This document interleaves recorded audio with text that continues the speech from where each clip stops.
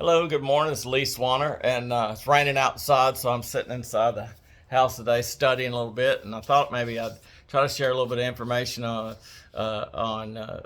fishing in general, or specifically bass fishing. And I remember when I was young and starting to bass fish.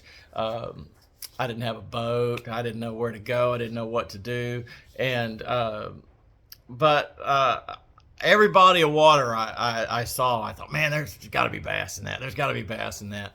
And I took that mentality, and I tested all those places. I mean, every place that I saw, whether it was a ditch, pond, or a way I could access a little lake, or at streams, anything that I saw, in my heart, I thought, man, there's got to be a bass hiding right there.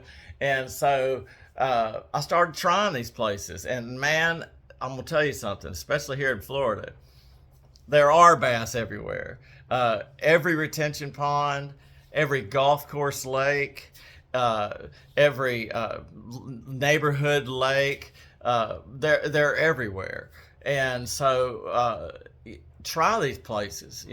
And you don't have to know a bunch. Hell, I don't know a bunch. I've been doing it a long time, and I've caught a lot of fish, but I really don't know more than the next guy. But what I do know is that I want to catch fish, and so determination, and just trying these places, because fish are hiding in the simplest bodies. Well, most of the big bass I've ever caught in my life were either a golf course pond or a golf course lake, or a small farm ponds, things like that. It's always a big surprise. And the thing is you don't expect it. You think, oh, I'm gonna go check this I saw a little pond on Google Earth. That's a great way nowadays to find new places to fish. And I found several places recently that were pretty good. But it's always a big surprise when you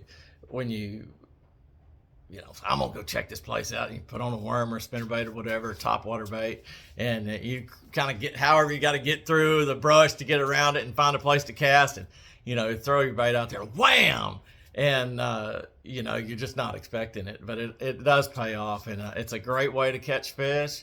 It's a great way to have adventure. It's always adventurous. I mean, you're gonna get bit by stuff, and that's one thing about Florida for sure. And doing that, do it, but be careful, man, because there are alligators here, and I've seen some recently, and that's always another surprise. Because when you're walking through the woods and going bass fishing, people that get eaten by alligators really don't expect that that's fixing to happen. So it does happen. All you have to do is look at Wikipedia and read about alligator attacks, and there's been a lot of them in the last 20 or 30 years.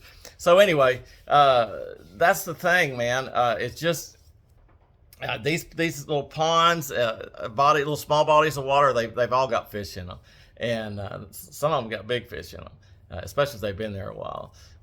So take that for what it's worth, but just be committed and go out there, dedicate yourself to it, commit to doing it. Just be adventurous, man, and it happens, and you're gonna have some great memories. I know I've got a bunch of them, and unfortunately most of them aren't. I didn't record them because it's been years ago or whatever. But I'm doing it now, so look forward to sharing some of my experiences, because I'm gonna do it. I mean, I'm still gonna do it as long as I'm here on Earth. I'm gonna still do it. So just go out there and get them, because that's what I'm gonna do. Have a good one.